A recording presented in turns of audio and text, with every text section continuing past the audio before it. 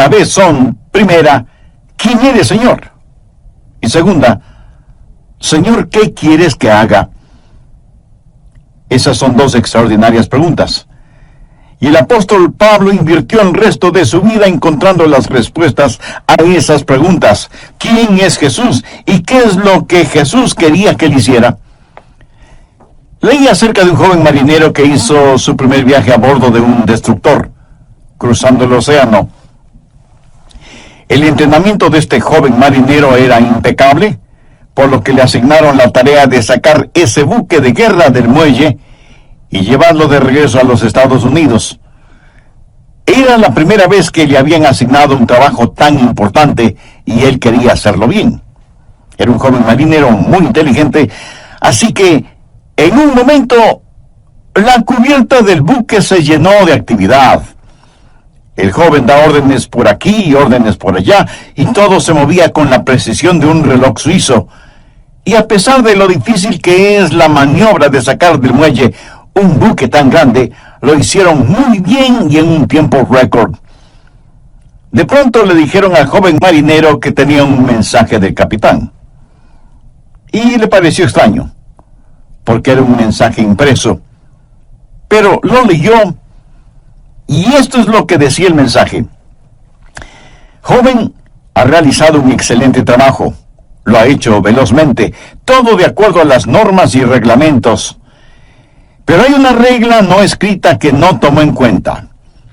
La próxima vez que saque un buque del muelle, asegúrese de que el capitán está a bordo. Este joven marinero hizo todo muy bien, pero dejó al capitán en tierra. Quiero decirle, mi amigo, que no importa cuán inteligentes sean sus planes o cuán capaz sea usted, antes de navegar hacia algún lado, asegúrese de que el capitán esté a bordo. Asegúrese de saber cuál es la voluntad de Dios. Ahora, ¿cómo saber la voluntad de Dios? Busque Jeremías 10, verso 23. Ni del hombre que camina es el ordenar sus pasos. De la vida de Saulo, quien más tarde fue el apóstol Pablo, podemos aprender por lo menos tres cosas, y oro que el Espíritu Santo de Dios las grabe en su corazón. Primero, una guía es prometida. ¿Y qué bendición es esta? Dios ha prometido guiar. Mire Hechos 9, la parte final del verso 6. Y el Señor le dijo, levántate y entra en la ciudad, y se te dirá lo que debes hacer. No creo que Jesús pudo haberle dado una mejor promesa que esta. Y usted dirá, pastor, eso es lo que el Señor le dijo a Saulo, pero no me lo ha dicho a mí. Déjeme darle algunos versículos. Efesios 2:10. Porque somos hechura suya, creados en Cristo Jesús para buenas obras, las cuales Dios preparó de antemano para que anduviésemos en ellas. ¿Qué es lo que esto significa? Que Dios tiene un plan para su vida. Salmo 37:23. Por Jehová son ordenados los pasos del hombre, y él aprueba su camino. Salmo 32:8. Te haré entender y te enseñaré el camino en que debes andar. Sobre ti fijaré mis ojos. ¿No es esa una hermosa promesa? Y ahora Isaías 58:11. Jehová te pastoreará siempre. Proverbios 3, versos 5 y 6. Fíate de Jehová de todo tu corazón, y él enderezará tus veredas. Mi amigo, la voluntad de Dios viene a nosotros de tres formas. Primero, viene como su voluntad soberana. La voluntad soberana de Dios siempre se realiza. Nadie puede cambiarla ni detenerla. Dios es Dios y realiza lo que desea hacer, porque no hay nadie que pueda oponerse a su voluntad. La voluntad de Dios es misteriosa, es desconocida. Ni usted ni yo podemos conocerla. Solamente Dios la conoce. Deuteronomio 29:29 dice, las cosas secretas pertenecen a Jehová nuestro Dios, mas las reveladas son para nosotros y para nuestros hijos para siempre. Las cosas secretas pertenecen a Dios. Usted será una persona mucho más feliz si renuncia a ser Dios y deja que Dios sea Dios. Hay ciertas cosas que usted nunca entenderá, sino hasta cuando llegue al cielo, si es que es salvo. Y cuando esté allá, le aseguro que ya no tendrá interés en saberlas. Las cosas secretas pertenecen a Dios. Esa es la voluntad soberana de Dios. En segundo lugar está la voluntad moral de Dios. Hay ciertas cosas que Dios dice que son correctas y otras que son incorrectas. Por ejemplo, el robo, la fornicación, el asesinato, el orgullo, la mentira son cosas incorrectas. En cambio, el amor, la justicia, la honestidad, la pureza, la bondad, el respeto, la consideración son cosas correctas. Esta es la voluntad moral de Dios y no va a cambiarla para mí, ni va a cambiarla para usted. Son normas fijas de lo bueno y lo malo, porque Dios así lo ha decretado. ¿Estamos de acuerdo? La voluntad moral de Dios la encontramos en la palabra de Dios, sin titubeos, sin tartamudeos, ni apologías, ni vacilaciones. Dios dice, esto es bueno o esto es malo. Es la voluntad moral de Dios y no la va a cambiar absolutamente por nadie. En tercer lugar, está la voluntad particular de Dios. Esto es, la voluntad especial de Dios para usted o para mí. Dios tuvo una voluntad especial para Saulo. Por ejemplo, mire en Hechos 9:15. El Señor le dijo, ve, porque instrumento escogido me es este para llevar mi nombre en presencia de los gentiles y de reyes y de los hijos de Israel, porque yo le mostraré cuánto le es necesario padecer por mi nombre. Dios tuvo un plan muy especial para este hombre. Pablo sería un apóstol a los gentiles. Era un vaso escogido. Verá, eso es muy importante para mí. Dios lo escogió en forma muy particular para que sea un vaso especial. Y Dios tiene una voluntad especial para cada uno de nosotros. Por ejemplo, fue la voluntad soberana de Dios que un hombre llamado Adrian Rogers sea parte de los elegidos de Dios. ¡Aleluya! Yo francamente no lo entiendo, pero me regocijo. Es la voluntad soberana de Dios. En forma soberana, Dios derramó su amor sobre mí y me salvó, y agradezco a Dios por eso. Y luego fue la voluntad moral de Dios que yo me casara con una cristiana. La Biblia dice que no debemos unirnos en yugo desigual con los incrédulos. Por lo tanto, sé que Dios tiene una voluntad moral para que, si me case con una creyente en el Señor Jesucristo. Y para mí, Dios tuvo una voluntad particular. Y su nombre es Joyce. ¿Lo ve? La voluntad soberana de Dios trabajó en mi vida. La voluntad moral de Dios estuvo en mi esposa. Sabía que quería casarme con una muchacha cristiana. Y cuando iba a dejar a casa a Joyce después de haber estado en la iglesia o después de algún juego de fútbol en la universidad, al regresar a mi casa oraba, oh Dios, quisiera casarme con Joyce.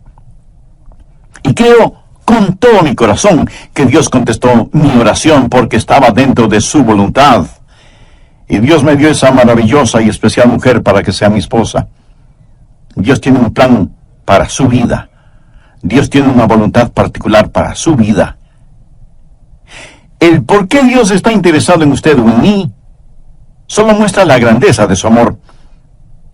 Somos menos que una partícula de polvo en el océano de la existencia y sin embargo, Dios nos conoce. Él sabe nuestras idas y venidas, sabe cuando nos sentamos y cuando nos ponemos de pie. Aún los cabellos de nuestra cabeza están contados. Y Dios no solo que nos ama, sino que también cuida de nosotros. Un niño comenzó a orar el Padre Nuestro y dijo, Padre nuestro que estás en los cielos, ¿cómo es que sabes mi nombre? Se imagina, Él sabe nuestro nombre. De entre los billones de seres humanos que existen y que son preciosos para Él, Dios sabe el nombre de cada uno de sus hijos. La voluntad de Dios está prometida. Guía y liderazgo es su promesa. ¿La tiene usted? Dios ha prometido guiarle, pero sabe que hay 6 errores o mitos acerca de la voluntad de Dios. Espero y oro que podamos desterrarlos de nuestras mentes para siempre. Son mitos que necesitan ser destruidos. Primero, que Dios le dará un mapa para su vida. Y eso no es cierto. No lo hará. No se lo dio al apóstol Pablo entonces y no se lo dará a usted ahora. La voluntad de Dios para usted no es un mapa, es una relación. Cuando Él guió al pueblo de Israel por el desierto, ¿cómo lo guió? ¿Le dio algún mapa? No. Pero les dio las columnas de fuego y nubes para que las siguieran y para que el pueblo se mantuviera relacionado con Él. A muchos nos gustaría tener un mapa y decir, vamos a ir a este lugar y luego iremos a este otro lugar y más tarde aquí y más tarde allá. Pero Dios es el que quiere hacer eso y me alegro de que sea así, aún para mantener la parte romántica del asunto. De otra manera, todo carecería de emoción y hasta de sentido de reverencia y temor, si supiéramos lo que mañana tiene para nosotros. Cuando estudiaba en la universidad, un día otro joven que se estaba preparando para ir al pastorado se sentó junto a mí y me dijo, Adrián, ¿sabes lo que hice la semana pasada? Le dije que no lo sabía. Y él prosiguió, estuve en Memphis, en Tennessee, y fui a ver al Dr. Lee. De paso, debo decir que el Dr. Lee fue con toda seguridad el más grande, cordial, santo y elocuente ministro que yo haya conocido. Así que ese joven y neófito teólogo, al decirme que estuvo para verse con el Dr. Lee, me dejó poco menos que asombrado. Y pensé, ¿cómo logró entrar? ¿Y cómo el Dr. Lee pudo perder el tiempo con un joven imberbe como él? Yo pensaba todo eso y al mismo tiempo me decía, ¿cómo me hubiera gustado a mí hacer lo mismo? Hubiera sido como decir, estuve en Washington y fui a ver un ratito al presidente de los Estados Unidos. Así que, picada mi curiosidad, le dije, a ver, cuéntame, ¿cómo lo lograste? Me dijo que llegó hasta la oficina de la secretaria y le preguntó si podía ver al Dr. Lee. Ella me dijo que sí, pero solo por unos pocos minutos. Él entró en la oficina del Dr. Lee, conversaron brevemente sobre varias cosas y finalmente el Dr. Lee oró con y por el joven estudiante. Y eso fue muy interesante para mí. Y traté de imaginarme toda la escena. Los años pasaron y en la voluntad de Dios llegué a ser el pastor de esa misma iglesia. Tuve la misma oficina que tuvo el Dr. Lee. Un día mi secretaria me llamó por el intercomunicador y me dijo, el Dr. Lee está aquí y quiere saber si puede conversar con usted unos minutos. Por supuesto, hágalo pasar inmediatamente. Y sin querer, vino a mi memoria el episodio de mi joven amigo universitario que años atrás, estando de paso por Memphis, fue recibido en forma cordial e inmediata por el Dr. Lee. La voluntad de Dios no es un mapa, es una relación personal. Segundo, quítese de la cabeza la idea de que Dios es una especie de aguafiestas espiritual. Que si usted hace la voluntad de Dios, ese es el final de su gozo, de su alegría. Hay mucha gente que no quiere saber la voluntad de Dios por temor de lo que podrían encontrar. Dicen, si le digo a Dios que quiero hacer su voluntad, ¿quién sabe a dónde me mandará? Muchos de ustedes seguramente son padres. Suponga que un día su joven hijo de 14 o 15 años viene y le dice, papá, estoy convencido que eres un hombre bueno, piadoso y sabio. Quiero saber qué es lo que quieres que haga. Haré cualquier cosa que tú quieras que haga. ¿Qué haría usted? Creo que usted primero se quedaría como una estatua, con la boca abierta. No daría crédito a lo que está escuchando de boca de su hijo. Segundo, como un sonámbulo iría donde está su esposa y le preguntaría, ¿escuchaste lo que nuestro hijo dijo? Pues veamos qué podemos pedirle que haga para hacerle la vida miserable. Se va a arrepentir de haber dicho lo que dijo. ¿Qué es lo peor que podríamos pedirle que haga? Amigo, no tenga temor de la voluntad de Dios. La voluntad de Dios es lo que usted quisiera para usted mismo, si tuviera el suficiente sentido común para desearla. Amigo, ¿entendió esa frase? La voluntad de Dios es lo que usted quisiera para usted mismo, si tuviera el sentido suficiente común para desearla. Busca usted diaria y diligentemente la voluntad de Dios para su vida. Si usted no conoce al Señor Jesucristo como su Salvador y Señor en forma personal, de ninguna manera buscará la voluntad de Dios. ¿No quisiera este mismo momento buscar a Dios y conocer su voluntad? Le invito a que diga la siguiente sencilla oración conmigo. Querido Dios, reconozco que por estar viviendo de acuerdo a mi voluntad, he vivido en pecado y en rebelión contra ti. Intelectualmente sé que Cristo murió por mis pecados para perdonarme y salvarme. Pero ahora, convencidamente, acepto a Cristo como mi Salvador y mi Señor. Señor Jesús, ven a morar en mi corazón. Tome el control total de mi vida. Hazme la clase de persona que tú quieres que sea. Y ayúdame a nunca avergonzarme de ti, independientemente de las circunstancias. En la voz del pastor Lenín de Llanón. Al respecto, en el programa anterior vimos que primero Dios no le dará un mapa para su vida. Él nos ha dado su palabra. Segundo, no crea a quienes le dicen que Dios es un aguafiestas espiritual. Tercero, deje de pensar que Dios habla solo a cierta categoría de personas, o que Dios revela su voluntad solo a pastores o misioneros, o a la gente que trabaja en la iglesia, o cosas por el estilo. Pero que Dios no tiene una voluntad para personas comunes y corrientes. Dios tiene una voluntad para cada vida. Así que deje de pensar que la voluntad de Dios es solo para determinadas personas. Cuarto, cuando Dios le muestra su voluntad para su vida, pudiera ser que tenga o no alguna dramática experiencia, como la del apóstol Pablo en el camino a Damasco. ¿Recuerda cuando Dios le habló a Elías en la montaña y soplaba el viento?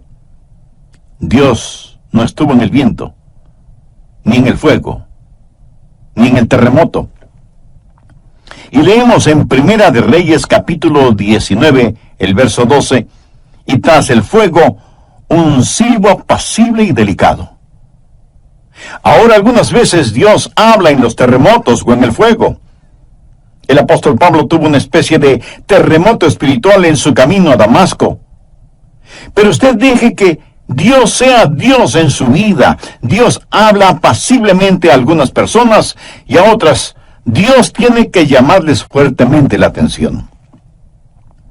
Quinto, otro mito que debemos sacarlo del corazón y mente es el creer que Dios muestra su voluntad solo a gente joven, pero no a gente mayor.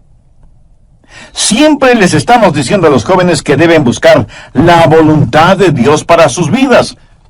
Escuche, quiero decirle que usted, sea que tenga 9 años de edad o 90 años de edad, usted debe buscar la voluntad de Dios para su vida.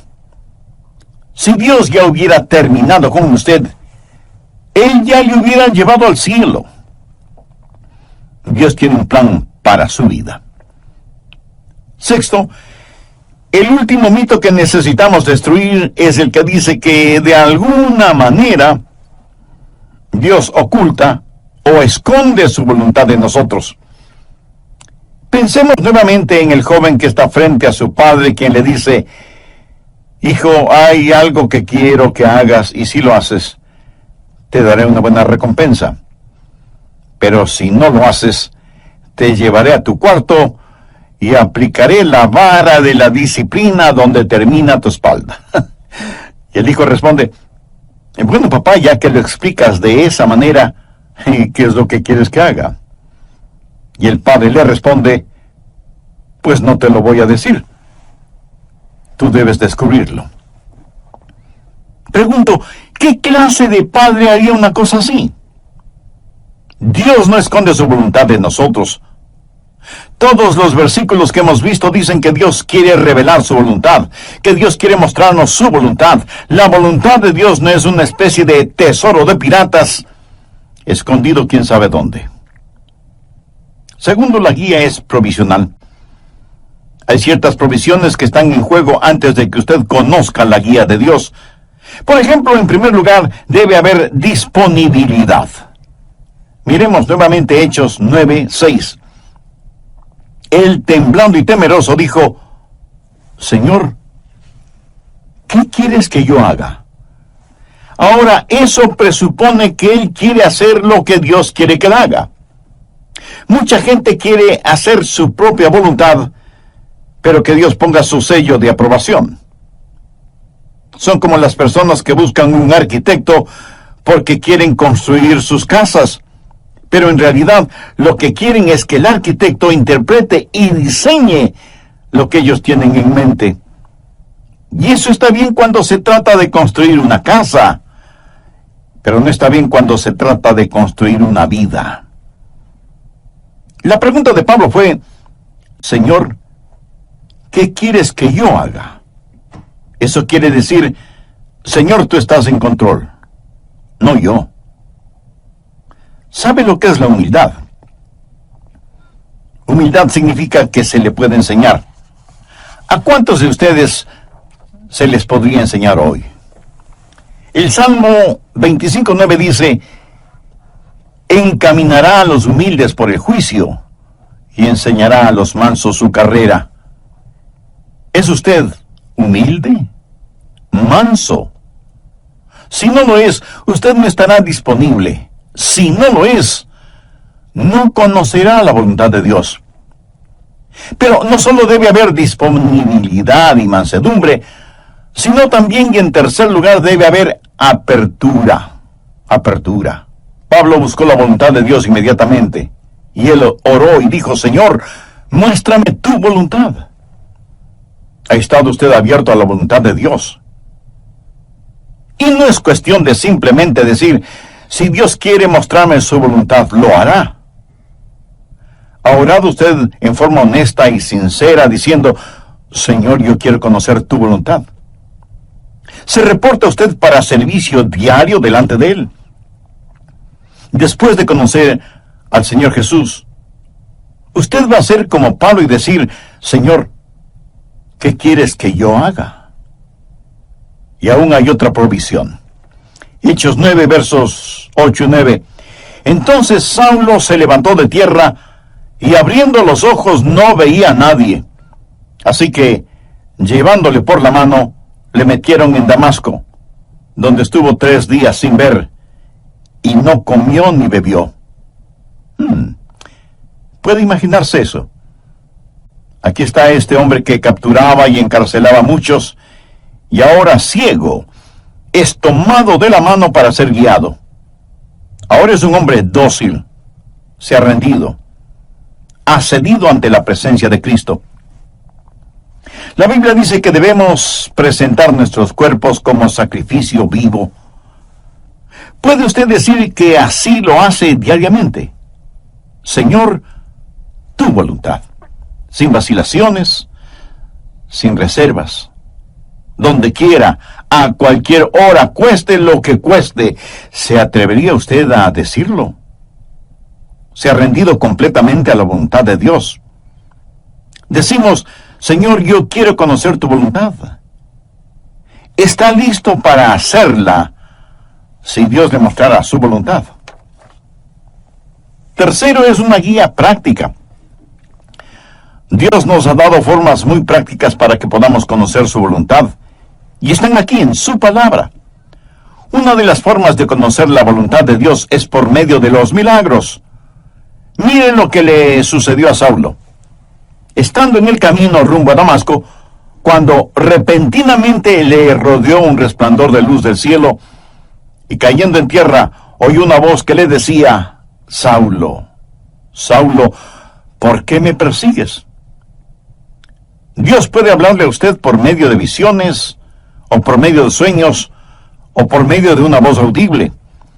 Dios puede hablarle y guiarle por medio de un milagro.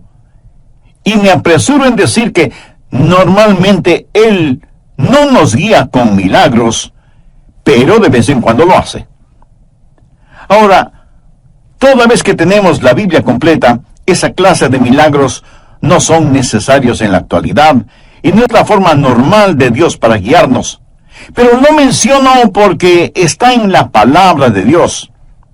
Pero si usted tiene una visión, o un milagro, o un sueño, o lo que sea, será mejor que las compare con las otras cosas que voy a mencionar para ver si encajan unas con otras. Y no es una mera autosugestión. En segundo lugar, Dios le hablará y le guiará por medio de su palabra. Y si usted pregunta, ¿le guió Dios a Pablo con su palabra? Amigo, es mejor que lo crea. Verá, primero, él era un rabí y conocía muy bien la palabra de Dios, el Antiguo Testamento. Segundo, hace poco él había escuchado un sermón en los labios de uno de los más grandes evangelistas de entonces, un hombre ungido y lleno del Espíritu Santo cuyo nombre fue Esteban. Y cuando el santo Dios le habló a Saulo, le dijo: dura cosa te es dar coces contra el aguijón.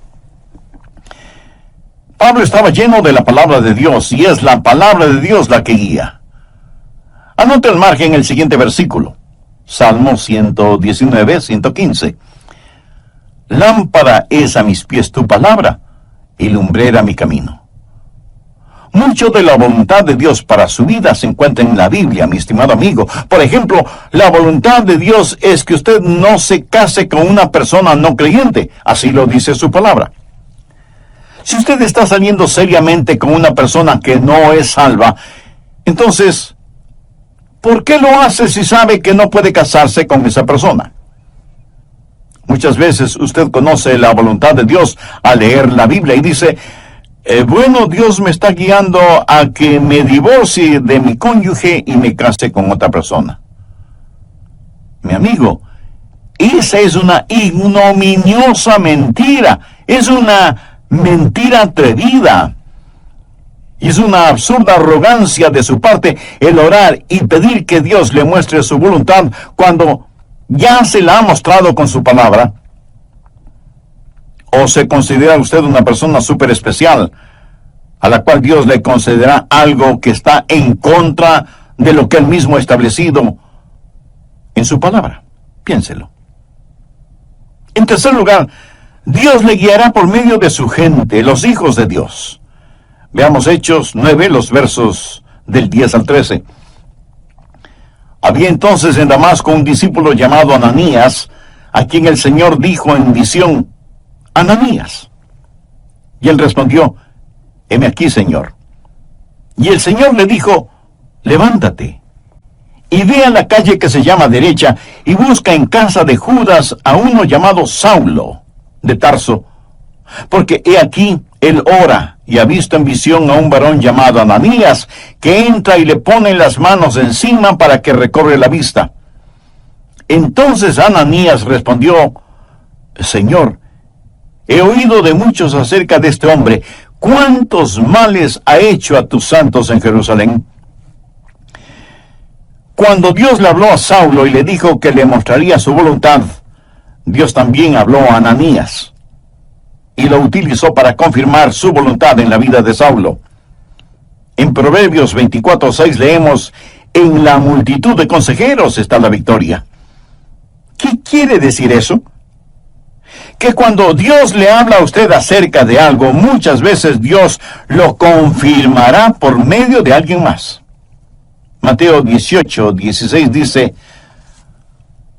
toma aún contigo a uno o dos, para que en boca de 2 o 3 testigos conste toda palabra. No sea ni orgulloso ni arrogante pensando que usted no necesita el consejo de otras personas. Otra manera en que Dios confirma su voluntad para usted es por medio del Espíritu Santo.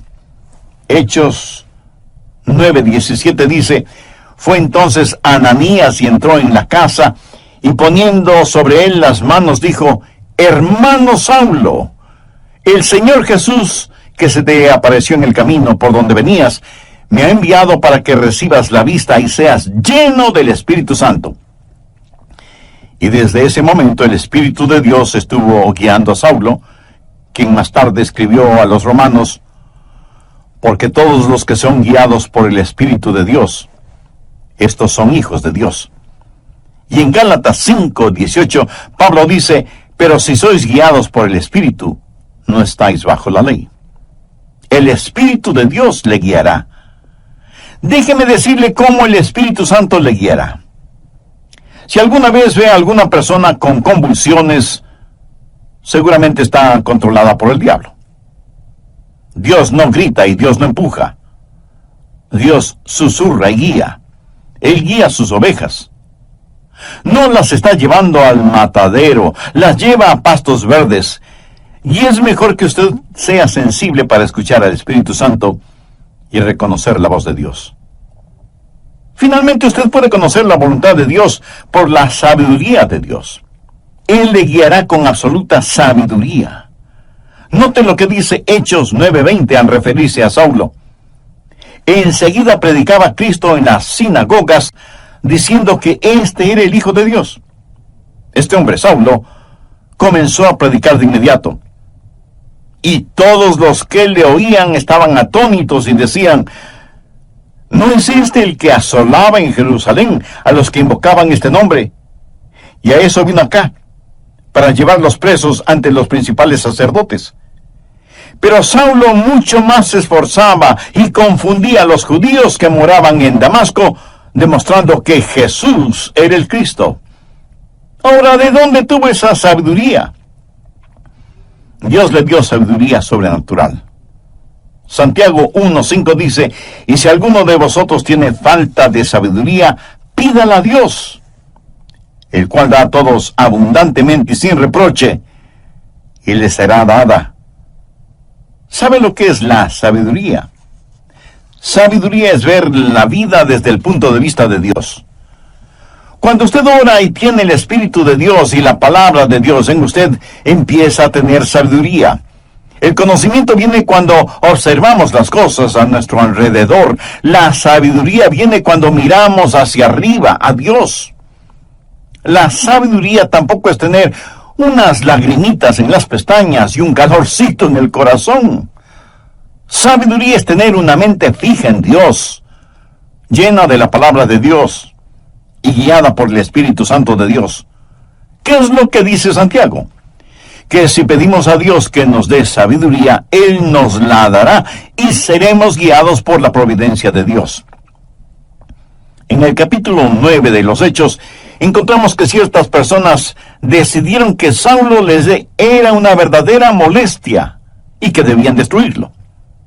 Pero el complot llegó a oídos de Saulo y los discípulos le ayudaron a escapar, bajándole por el muro en una canasta. ¿Se acuerda de ese relato? Pero, ¿cómo supo él que querían matarle? Bien, en la providencia de Dios, esas acechanzas llegaron al conocimiento de Saulo y pudo escapar. La providencia de Dios. Dios abre puertas y Dios cierra puertas. Y lo que usted podría considerar casualidad es el plan de Dios y la forma en que Dios nos guía en este mundo. Y muchas veces no lo vemos como la providencia de Dios, sino hasta muchos años después. Amigo, no tenga temor de la voluntad de Dios. La voluntad de Dios no lo llevará donde el poder de Dios no pueda sustentarlo. Y la voluntad de Dios es absolutamente lo mejor para usted, para su cónyuge, para sus hijos. Ahora escúcheme muy atentamente. La forma de conocer la voluntad de Dios para el resto de su vida es hacer la voluntad de Dios ahora. Es muy difícil el pilotear un barco que no se mueve. Verán, la forma de entender la parte de la Biblia que no entiende es obedeciendo lo que sí entiende. La manera de saber acerca del futuro es obedeciendo a Dios ahora en el presente. Y si usted tiene interés en poseer la voluntad de Dios para su vida, le diré lo que el apóstol Pablo dijo hace ya tantos siglos. Señor, ¿quién eres?